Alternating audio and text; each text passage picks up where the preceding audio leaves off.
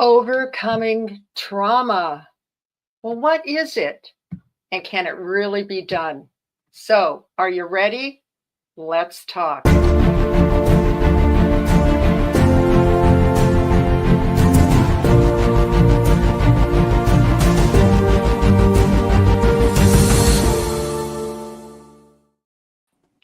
Well, hello and welcome to our show today. We are so excited and thrilled that you all can join us. And I have an incredible panel of guests here on the topic of overcoming trauma. I'm Joy Willett, one of the Fab Five hosts.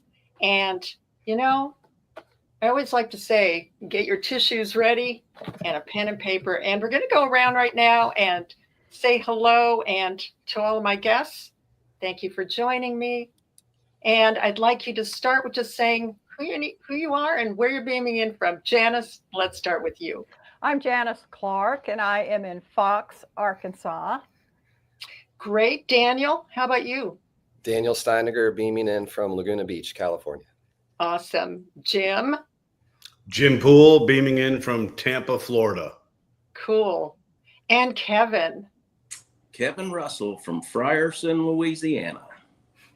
Hey, so thrilled that you all are here. This is going to be a momentous show. I can feel it.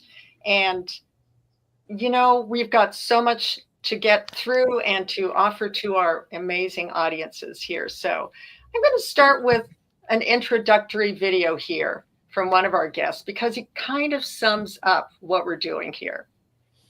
Hi, I'm Kevin Russell with Warrior Horse. And on this week's show, we're going to be talking about overcoming trauma. And trauma, of course, is nothing more than something you've experienced, something that's occurred, that you've witnessed, that you weren't built to endure, understand, and get through. And it leaves you almost crippled. The memories come to you, there's no switch to shut it off. And when the trauma occurs, it's like a circuit breaker getting flipped. And you're not able to function and perform at 100% anymore like you should be able to. And it's very important to overcome because then you can be a productive member of society. You can be the husband, the wife, the daughter, the friend that you once were and can be again. And at that point, you don't have to worry so much about yourself. You can actually use the experiences that incurred to be able to help other people through whatever blessings God gives you.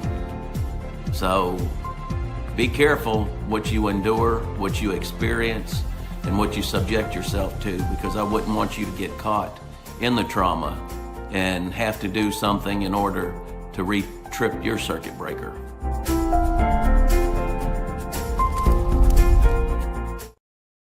Wow, that was amazing, Kevin. And you really succinctly put it out there, what it is and what can happen. And I know that each of you are going to be sharing your special journeys too, together with all of us. So what I'd like to do now, we're going to do some things a little differently on this show. We're going to show sort of a, what do I want to say? It's a brand new story of one of our guests. And then after we hear her story, I want each of you to listen to this from your heart, and then we're going to share how it touched us. This is really, really special. All right. And here we go. When I found out that a working Belgian draft horse named Ted was available through an Amish sawmill owner, I became curious. This sounded like the perfect horse for the nature connection. He could be used as a companion horse, a therapy horse, or to show my interested homesteader group how to pull some firewood out of the woods or to make a backyard garden using a horse. Wow! Curiosity became urgency when I found out that if not sold within the week, he would be sent to auction. Story was, the horse had been kicked in the shoulder a few months back, was healed, but would no longer be 100% reliable for pulling heavy logs. From past experience rescuing horses, I knew that going to auction for a Belgian horse means being bought by the pound by a meat buyer. Sometimes you just have to take action. There were plenty of reasons not to do it. No fencing, no barn, all sorts of limitations. But I'll have to go for a visit with him, and then we'll go from there. When I arrived at his farm, the owner said that Ted was born on his farm, had been his main logging horse for 16 years, but was no longer of any use to him. There was no compassion or feeling in his voice. I thought of George Orwell's Animal Farm and the fate of Boxer, the hard-working draft horse. It's never the wrong time to do the right thing. He brought Ted across the pasture, and the horse stood at attention before us. He was perfect and beautiful. My heart was racing. As the negotiations began, I prayed silently for God's guidance. The owner started with, "I got $3,500 for his brother. I can get that for him." I took a deep breath and slowly said, "I brought $800. We both stood there silently until I lost hope. Then he said, "I guess I could do that."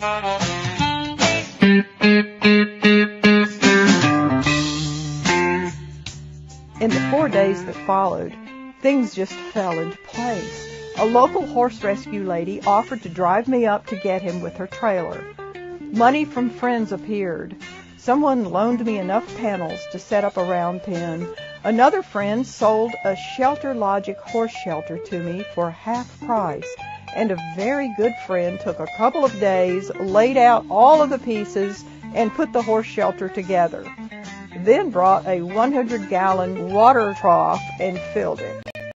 The next day, a local farmer brought a round bale of good hay. On arrival at the Amish farm, Ted marched onto the horse trailer as if he was eager to go with us. I thank God every day that Ted is here. He is humongous. By taking action on intention, Ted's story helps people respect nature and bring people closer to God. This is how we heal humanity. A pasture fence is now in the works, and Ted is a delight. Listen to the small, still voice inside you, and just take action. God is with you all the time.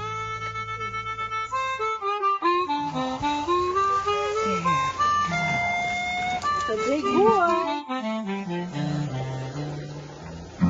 Imagine all the people sharing all the world. You do Nice.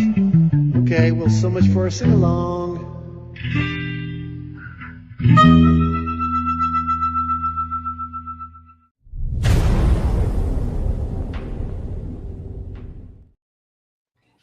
Wow, that was fabulous, Janice. And I mean, I had to have Kleenex when I first saw your video just this morning, and I think we all wanted Ted. So what are some of the others here? Kevin, Daniel, and Jim, I'd love for you to jump in here and share some of, how did this touch you? What did it bring up for you?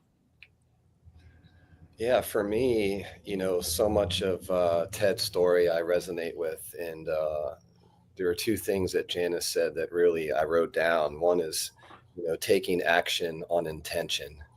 And then the other one is that, God is with us all the time. So it's such a beautiful story when us as humans that are also a part of nature, and then animals that can make themselves as service. So when we become a service to something greater than ourselves, there's just so many blessings that open up in life. So, yeah.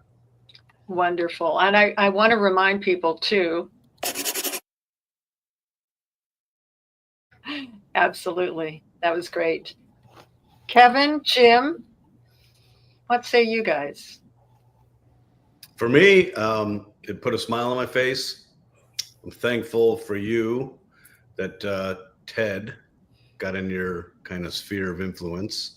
And I'm proud of you for making the intention to get in your car and go when you really had no right and latitude and every excuse in the world not to. I think it was a very inspired story. I think we all can resonate with doing something for a long time, breaking down, and then being no good to that person or our life because we're broken in that one aspect. So there was a lot of parables and there was a lot of goodwill and gratitude in the story. And congratulations, because he seems like a winner and he is enormous. He's just wonderful. He is wonderful. Yeah. Well, thank you. Thank you, Jim. That was beautiful. Kevin, we're going to have you say a few things, and then we're going to bring Janice up for a few sentences too about her journey and keep with the flow here. What say you? To me, the important thing is she listened to the little voice. As you know, Joy, the Warrior Horse program is all God. I just step in when he needs a human aspect of it. And I've listened to the little voice, and it's told me so many times this is the stupidest thing I've ever heard of.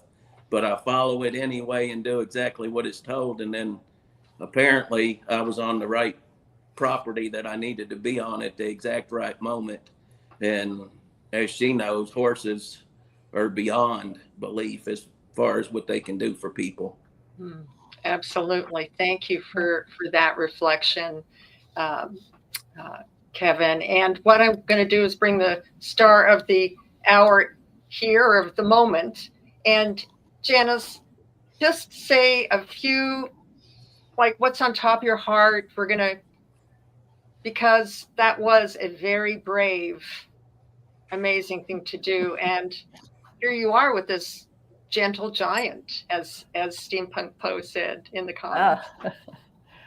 Well, it's not such a brave thing. If you love horses, the scariest part was when the guy said he wanted $3,500 for him, and I thought, oh, what am I gonna do now? And I thought, this is like the free throw at the end of the basketball game, and you either make it or you don't. I had one chance, so I just pulled the $800 out and showed it to him, which is, I'm not like that, but anyway, and he kind of lit up and he said, oh, I can do that, so anyway, but I believe that we're all given instructions when we're born, and it's up to us to find a way to carry that out in all of life, in nature, plants and animals. They all remember their original instructions. And as humans, what we have to do, no matter what the trauma, what life circumstances are and everything, we have to figure out how to meet God's purpose for our life. And for me, it's connecting people to God through nature, whether it's horses, flying squirrels, I do it all when they're in need, and they teach us so much. And I don't know, I hope that through my life and the things that I do, that I can inspire others to find the purpose for their life and to do it. You do have to be brave to get out there and go ahead and do it, and just not say, it's my intention to do this.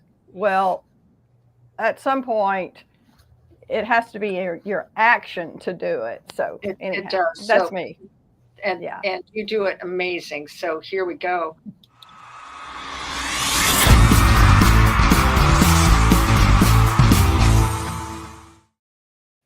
Had to do it, Janice. Had to do it. So what we're going to do next now, we've got some really interesting flows here.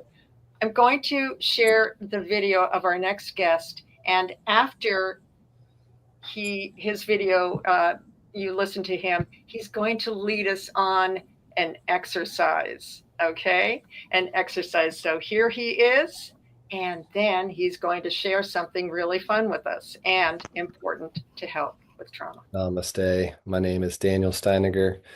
And the reason why trauma is so near and dear to my heart, really from my own spiritual journey, I went through what I would describe as an awakening experience in 2012. You know, the more that I got into this journey, the more that I realized that the spiritual path is nothing more than going inward into these very deep places within ourselves and healing these wounded parts of us that shut off. We've all gone through experiences in our life where our nervous system at that time made a decision to keep us safe.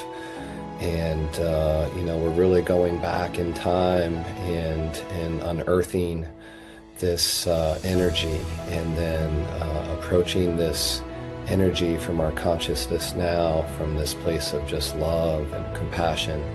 The foundation of my spiritual work has been with yoga, meditation, breath work. Really just comes from a deep place of gratitude within my heart as an expression of thank you for my teachers, thank you to the universe for just all of the incredible blessings that I have in my life.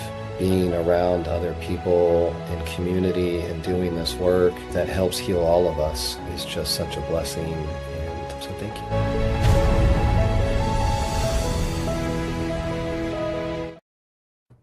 Well, that is amazing, Daniel. And I am going to, one moment here, we're going to put you in the spotlight.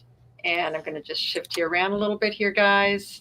For some reason, there we go. My mouse is going, okay. So Daniel, what would you like to share with all of us? Something simple, a breath practice, as you call it, to help with that. And why is that important?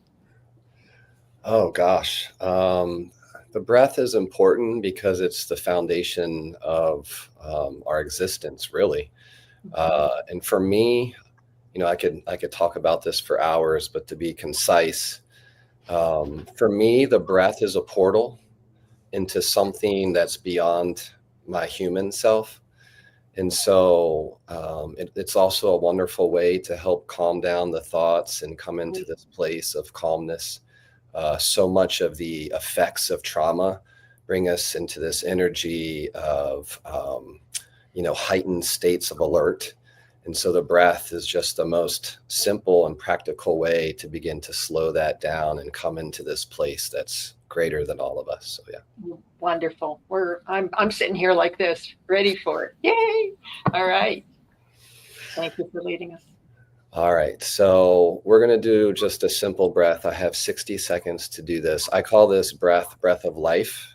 So the other term for it is called 3-part breath. It's super simple. So we're going to inhale into the belly, into the chest, and then also visualize the breath coming up to the head. And then it's a gentle exhale through the mouth.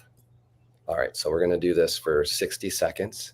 If it feels safe to do so, you can close down the eyes, get the spine nice and tall.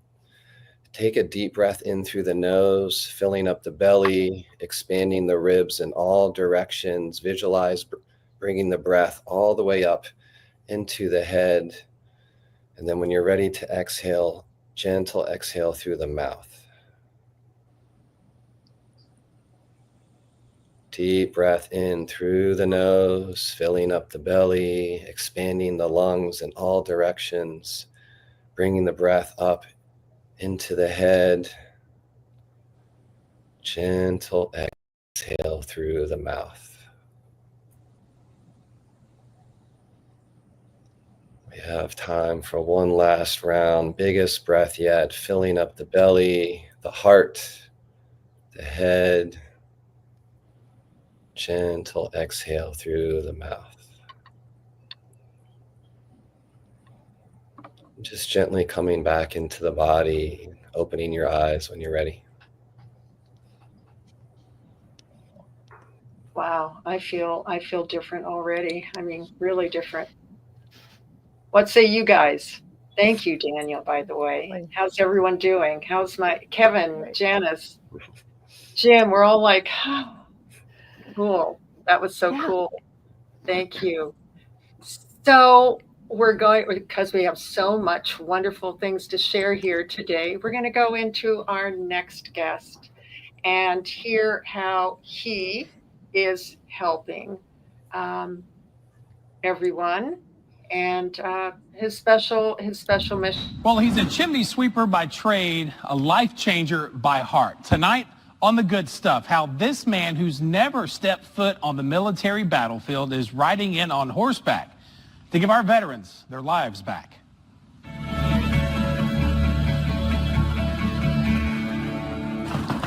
Come on, Sonny. How old is Sonny? Sonny's 14. 14. Armed with a commercial vacuum and his incredibly compassionate personality, Kevin Russell has spent the last 20 years sweeping and fixing chimneys. Tears me up is what it does. I told you he was compassionate. One of my curses and my blessings is to feel other people's pain. And I know what they're going through by the way they feel to me. Extremely compassionate about one of the most mind-blowing statistics I feel to ever be released by Veterans Affairs. That on average, 22 veterans die each day from suicide. One of the questions they ask when you're first in there is like, have you had thoughts of killing anybody or yourself? You know, and I'm like, well, yeah. 45-year-old Kevin Nixon says there's been many days where he felt like he could be number 23. I just dealt with it for so long. It was just the normal. You don't really know that you're different. And for the 6-year Army veteran, this is how it's been for years, ever since leaving the military in 1997. You don't mention nothing. I mean, we were airborne unit. We're paratroopers. You don't say nothing. Where are you going? Post-traumatic events he's now discovered he doesn't always have to talk about. For the first time, they're 100% vulnerable when they step into the arena with the horse. To win the battle against the never-ending war in his mind. He wants a camera. I've never been around horses. I was actually a little scared of them. The first time Army veteran Kevin And I can't even imagine what they go through. met with chimney sweep Kevin. It was kind of a fluke in itself. I don't know that I would say that I plotted it. This Kevin needed some help with his new nonprofit. He had asked me to do some photography for his advertising. She did say her husband was a veteran, and I told her, well, I'd love to meet him. That nonprofit, Warrior Horse, a therapy program that uses horses to help struggling veterans. Just keep the head up. Keep your head up, bro. God had a bigger plan that I even saw. A plan for Kevin, who made a quick bond with Jet, an 1,800-pound Percheron, who began helping him rebuild one of the biggest needs missing in his life. There's trust there that they trust you, and of course you learn to trust them, and that's kind of a big thing. And so was his relationship, a big thing, with his wife Beverly, You could tell that something had changed. who for years knew very little about what happened to her husband in 1993 while on a humanitarian mission in Mogadishu, Somalia. We were in country, I guess, about a week or two, and we got in a major ambush. Literally just weeks before the Battle of Mogadishu and the Black Hawk Down incident. One of the biggest is the kids, just that they're armed and they're shooting at you too. You don't want to watch the person that you love struggle, knowing that you don't even know why they're struggling or how to help that. So it'll be an 80 by 200 enclosed arena. So as this Kevin's horse therapy arena goes up, so has his dream of helping countless numbers of veterans. Just you can see something in their eyes too. It's just kind of neat. Suffering from the endless nightmares from serving our country. I can handle the tears of joy, Doug. Absolutely. But it's been real for me for 5 years because every day since I got the calling, I pictured myself standing next to this round pen, watching somebody get their life back.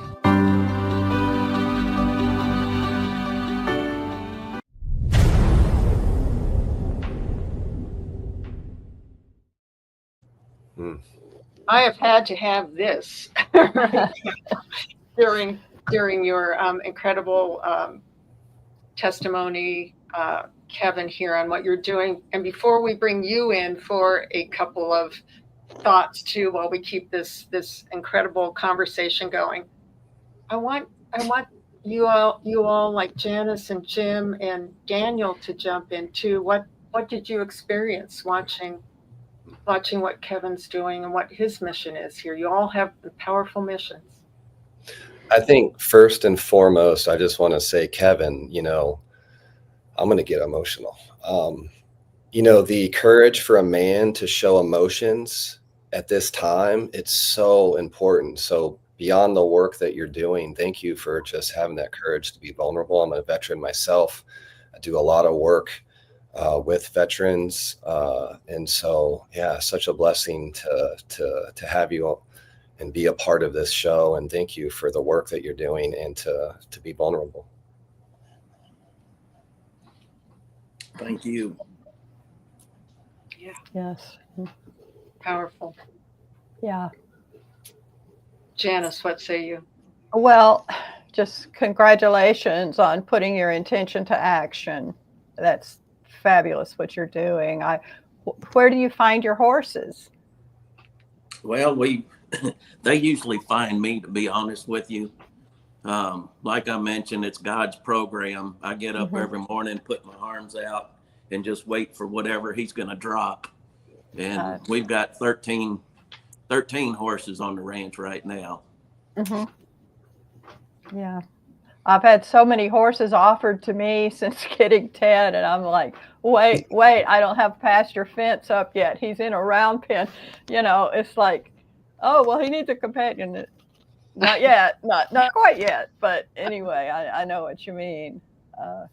Well, it's wonderful what you're doing. I know it is helping a lot of people. You bet. Thank you, Janice. Jim, what do you think, sir? I think it's amazing. I applaud you for following your inner voice. And, for 15 years, we've been helping veterans. I know what the currency is. I know what fills up Kevin's heart. It's looking into a soldier's eyes who's lost all hope, who's filled with shame, confusion, doesn't know why their brain isn't what it used to be, doesn't know why they have that distance between their spouses and their kids and their parents, and they're lost. And to be able to give them the gift of just take a breath, just calm down that monkey mind and just let me just be. So for a soldier to stand in a pasture at Kevin's home and get the gift of just literally down regulating all the chaos between their ears, that's amazing. So I applaud you. And it's, I know why you're vulnerable, because when you extend a hand to somebody with an open heart and you give them the gift of no judgment, just let me help you. That's amazing. Beautifully expressed, Jim. I love that. Kevin, thank you. Thank you all for your thoughts on it. Kevin, I'm going to move you around here into saying a few things too. And I know it's always from your heart, but that's what we expect from you. So thank you. Thank you for your service too, to help others. Well, I mean, everybody on this panel knows that it's not about us. I mean, we've all got to the point in our life to where we can honestly say it's no longer about us. The only reason I'm breathing air is to help other people with the gifts and the blessings that I've been given. And, like he just said, to be able to give someone hope back, for them to trust you to be as vulnerable as they need to. And the more vulnerable they are, the deeper their bond is with the horse and the bigger impact it's going to have on them. So when you get to the point to where you realize it's not about you and it'll never be about you again, then you become a very productive member of society.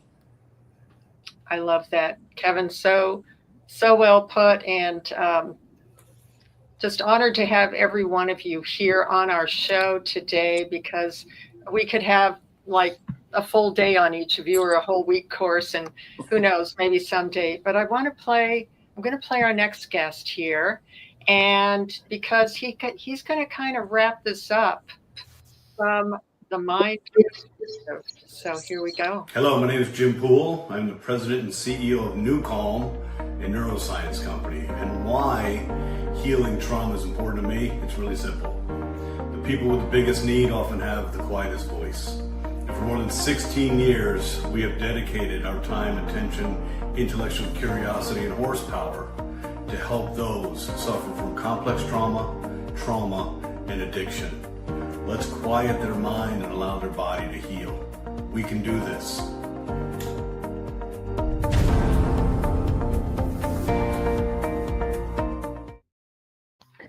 Yes, we can, can't we, Jim? So I'm going to bring you up to say a few words here so that even our panelists here can understand the neuroscience and what happens to the brain and the mind, and why frequency, and tell us a little bit about that. I'll tell you what happens to the brain and the mind. Not good things. It really stinks. It stinks. What happens? Our central nervous system has one priority over all else: self-preservation and survival. When we are put in the place of trauma, complex trauma addiction, our central nervous system that protects us loses faith in us to protect us. Our central nervous system loses faith in the universe to be a safe place. So it activates this primordial kind of reptilian part of our brain, our pure fight or flight survival instinct, and it overwhelms the rest of our capacity. But really damaging, and soldiers don't know this because they're not informed, they're not told how their brain works, so they don't understand the damage physiologically and structurally that happens in their brain post-trauma. But I'll tell you what it is. It's really simple. There's a restriction of blood flow to two key areas of your brain: the hippocampus, which is your memory center, and the prefrontal and frontal cortex, which is your cognition, your patience, your presence, your executive functioning, your logic, your emotional decision making. So what's the result of that? The result is every minute of every hour of every day, including your sleep, you are in a state of hypervigilance because there is no place for safety and there's no trust, and it's a constant pace. So we're all related here. Equine therapy is amazing. We've seen that benefit for so many. Dolphins and horses probably have the most prolific and amazing ability to connect with humans in a non-judgmental way. But to Daniel's point earlier, it's all about oxygen. So for us, we look at physiology of the brain, the central nervous system, the autonomic nervous system, the stress response. Then we look at the frequency of the brain, which is a 41 hertz range.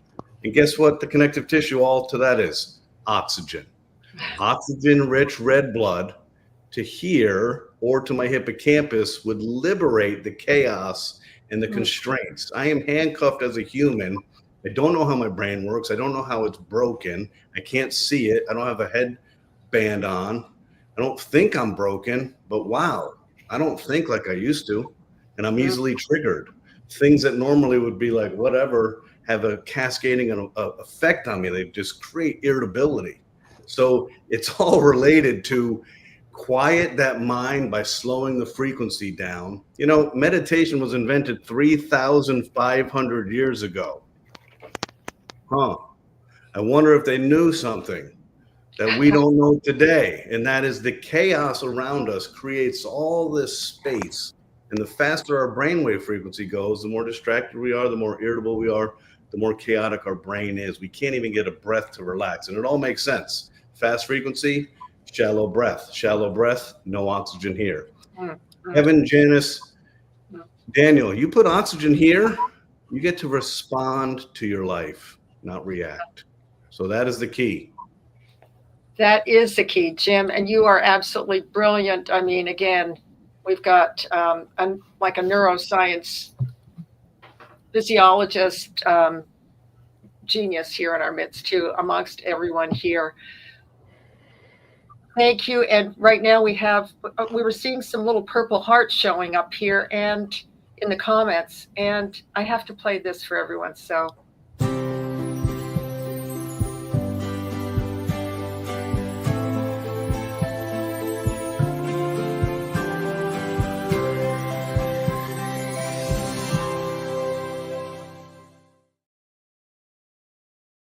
Just to explain to everyone here in our audience, we do have people that have passed on, and we remember them with, we call it the Purple Hearts Club.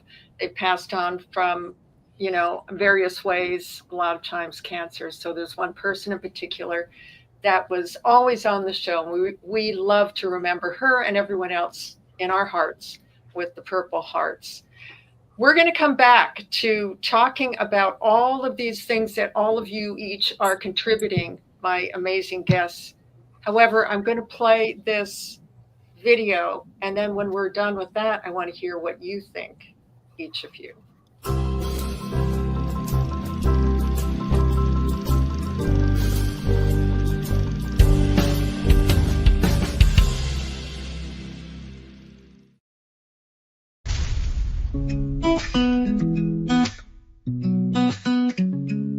quiet moments, when the sun begins to rise, we find the strength within us. In the stories of our lives, not in gold or glory, but in hearts we've touched with grace, in the love we share with others, in each kind and gentle face.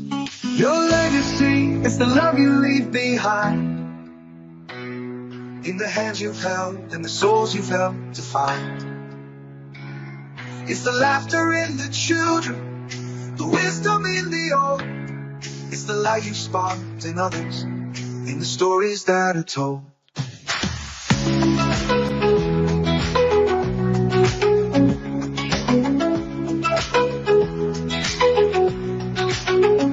Through the trials and the triumphs, in the battles that we fight, it's the courage and the kindness that will always shine so bright.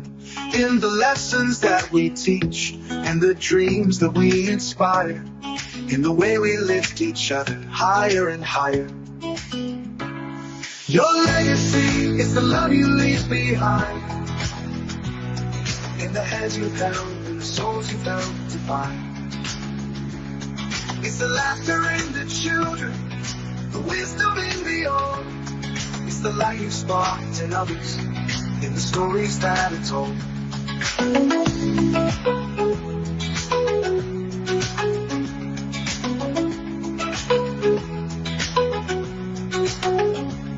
the final song you sung, and the curtains drawing near, it's the moments filled with love that will echo year to year.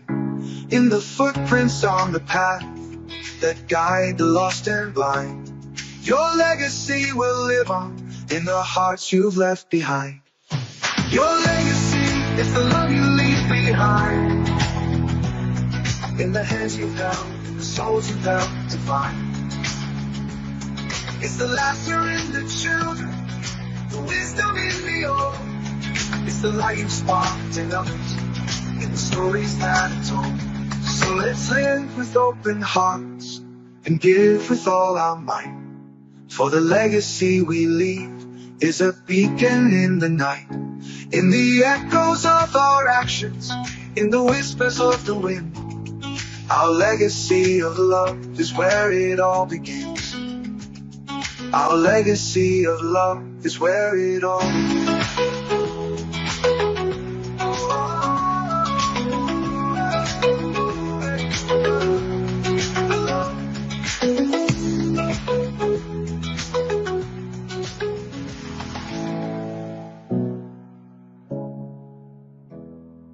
Your legacy will live on in the hearts you've left behind.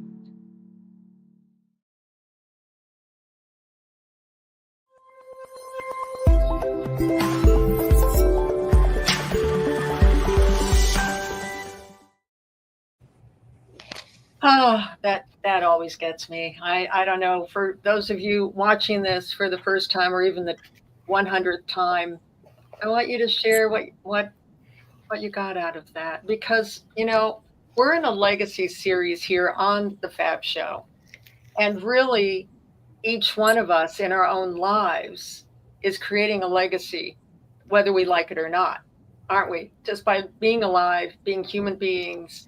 And even right now, more than ever, I would say, each of you have a beautiful mission, a vision, because you're leaving a legacy of healing, of hope, of compassion, and goodness, especially with this topic of overcoming trauma, because we're all kind of the walking wounded, aren't we?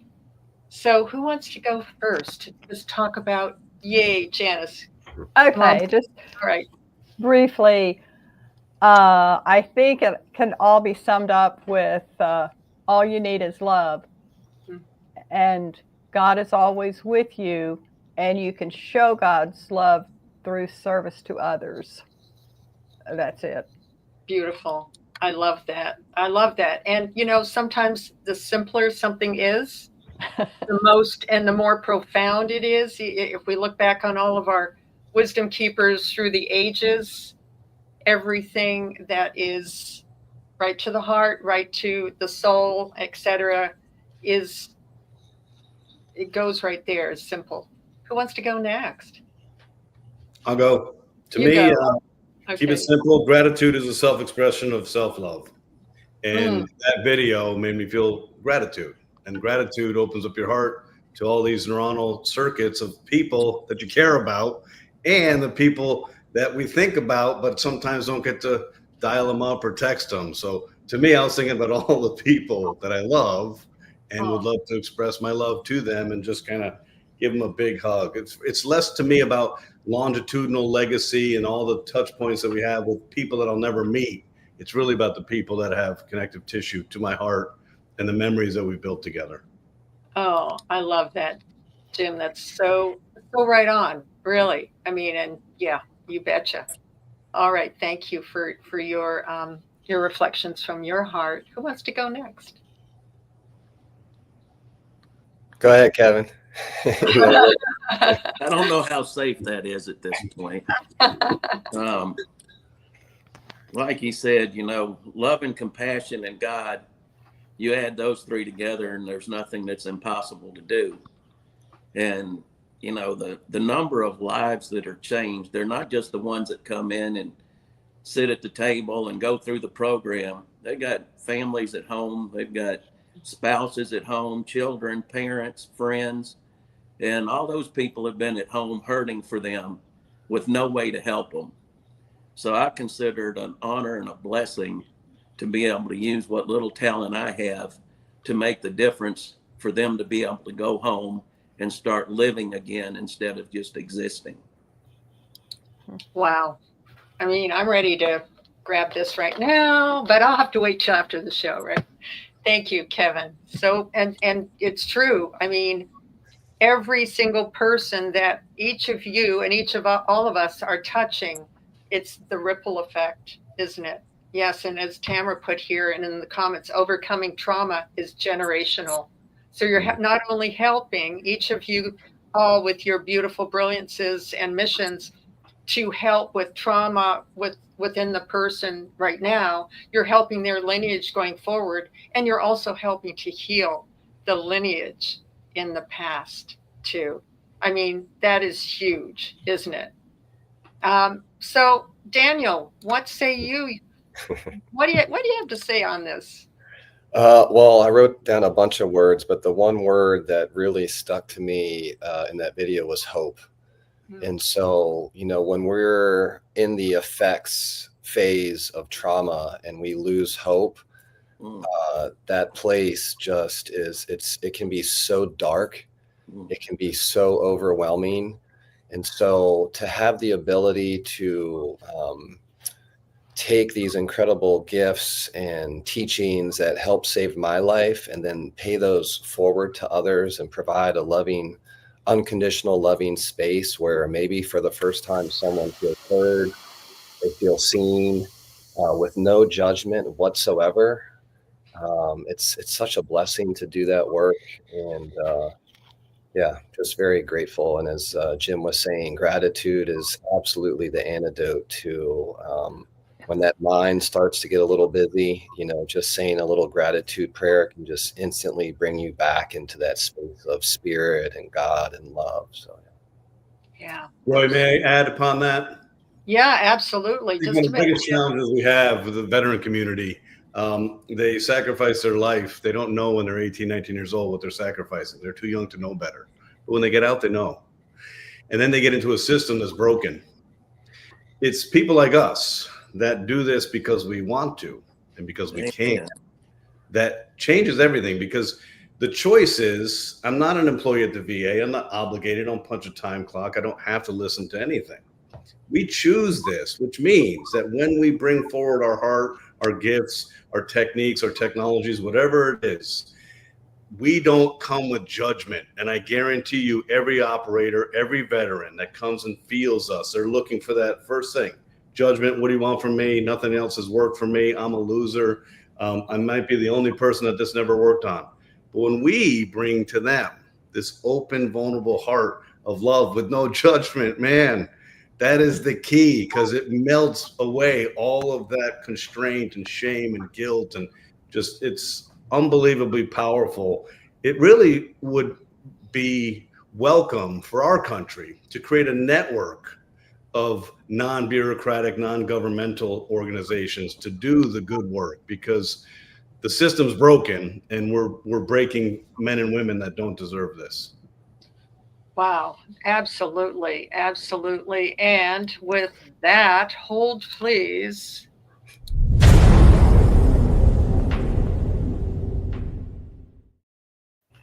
Everything here is absolutely fabulous. Thank you, Jim, for adding that. All of you have added so much to this whole complex topic of overcoming trauma. It's complex because our minds, our hearts, our souls, and just being human is a complexity, isn't it, being here? And so, final thoughts. We have like about 10 minutes or so. However, I'm going to start with you, Janice. I want you to share just a couple, some things, whatever's on your heart to share for everyone. We'll start with you, dear. Thank you. Well, about a year ago, I took all the money that I could gather, everything that I had, and I bought a place out in the woods with some pasture. And I just decided that it was time for me to live my life as I am supposed to. So meanwhile, I put in a cabin and an art studio. I'm a leather crafter and artist by nature that loves animals and, would rather be with animals than people. But I decided that so many children, well, adults, but children of these adults have lost their connection with nature. And we all depend on nature. And so I started something called the Nature Connection. And I don't have a plan. It's intuitive. It just is unfolding in front of me. And the first thing that happened when I put my art studio in was that I was driving down the road and I stopped to look at a horse in a pasture, and a lady walked out and she said, "I have 7 kids that I homeschool, and I hear that you're a leather crafter and an artist. Would you be interested in teaching my homeschool class?" And I was like, yes, of course. So that's my first, whatever you call it, client group. And those kids come out to my place, and I'm still finishing some of my building, but they have inspired me so much. They are absolutely the sweetest kids I have ever been around. They're farm kids. They know about nature, but they need some guidance. We make bird feeders, we do art. And one of them just told me that she had ordered some chicken eggs and was raising a little rooster for me because I had told them that my rooster had been killed.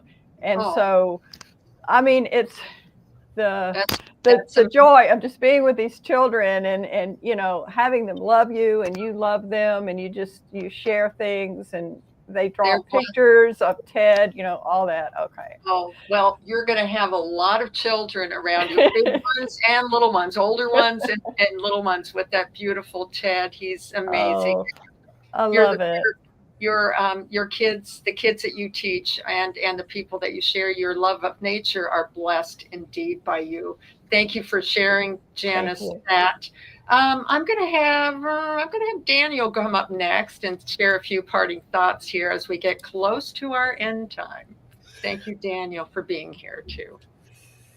Yeah, I think for me, for anyone that's watching live or anyone that's watching the recording in the future, if there's any takeaway from me, it's first and foremost that you're absolutely perfect as you are. You're absolutely loved unconditionally, exactly as you are, with all of your wounds, all of the things that you've been through in your life. And, the place where I'm at currently in my journey is, learning how to be really soft with myself, understanding that all of these parts of myself that developed as a survival technique from the trauma, rather than thinking of these parts as something that's bad or I need to get rid of or run away from, just really honoring them and loving all parts of myself unconditionally. So the takeaway for me is to just learn how to love all of these various parts of yourself with so much compassion. They all have a message that they want to share with you. And just be soft with yourself. One thing that I do want to finish with is on Tuesday is the 12-month anniversary of my beloved teacher, Tiffany Barsotti, of her passing. So I just want to give big hugs to her husband and to Tiffany and Paul's family. So thank you. Oh, thank you. That's beautiful. Beautiful. Thank you for your wisdom too, that you've shared. Jim, I'm going to have you come up next. Yes, thank you. Yeah. Your parting thoughts or opening. I mean, well, I really liked what Daniel said, because in therapy they say the issues are in the tissues, but they're in your tissues, so you can't separate the tissues. We have to embrace what we have. It's all part of the journey. Our journey began 35 years ago. 35 years ago, a brilliant neuroscientist, a compassionate intellectual genius amongst geniuses who had Asperger's and was a rape victim, went on a path to figure out a better way. He said, pharmaceuticals aren't the way. I'm not helping anybody. I'm putting a Band-Aid on it. So it took this gentleman 19 years to figure out how to manage human brainwave function. And then 15 and a half years ago, coming out of Wall Street, which has nothing to do with trauma healing, it has everything to do with creating trauma, I got involved in this, and my whole life has just been changed dramatically. I was raised by 2 psychotherapists, so I was probably born to do this anyway. But essentially, what I said earlier is we have to quiet the mind, and it's all related to breath and frequency. And people don't know this, but think about it. When you're really stressed, your frequency is going too fast. So there's no room for oxygen. So what we do as a company is there's 2 ways to trick the human brain: visual stimulation, called frequency following response, or auditory. Now, this way, a lot of people are so traumatized, their amygdala and their survival mechanism is so overwhelming, this doesn't work. But through your ears, it can. So we created a software bed of about 1 gigabyte of mathematics and physics. We put music over it. You put headphones on. You don't have to be a meditator. You don't have to be a yogi. You don't have to be Tai Chi. You don't have to be Wim Hof. You can be a veteran who is literally, life feels like they're destroyed, they're hopeless, and they're just at this place of desperation. You just put headphones on, and all we're doing is giving you the gift of slowing down your brain and beginning the healing journey by allowing you to unplug. It's brilliant. It's been an amazing journey for us to be able to look into someone's eyes and say, hey, I know you don't believe me, and I know all hope is lost, but we're here to help, and we're going to help. So thank you for this opportunity. This has been really an amazing panel. It's a normal Sunday afternoon. I'm working, and now I get to get a suit on and just be filled with gratitude and love and all the people I want to call afterwards. So thank you. Oh boy. Oh, Jim, thank you for everything that you're doing for so many too. I really, and finally, Kevin, we've got a few milliseconds here, but we want your inspiration and your love and your blessing at the end of this beautiful show too. And thank you to everyone, all of you who've been here. I love you all. Well, as far as I see it, once again, we all have gifts. And for the ones that are hopeless, have trauma to overcome, which is anybody basically that's breathing air, one thing that I emphasize is that your past doesn't make you who you are today. Today, you get to choose who you are and who you get to be tomorrow. And you're the only one looking at yourself that knows everything that's going on in your mind. So start looking through a different lens when people are talking with you and speaking with you, because they don't know the horror that you've seen or that you're going through. They don't know your story. so well spoken, Kevin, and each of you today have contributed so much to this overwhelming topic of overcoming trauma.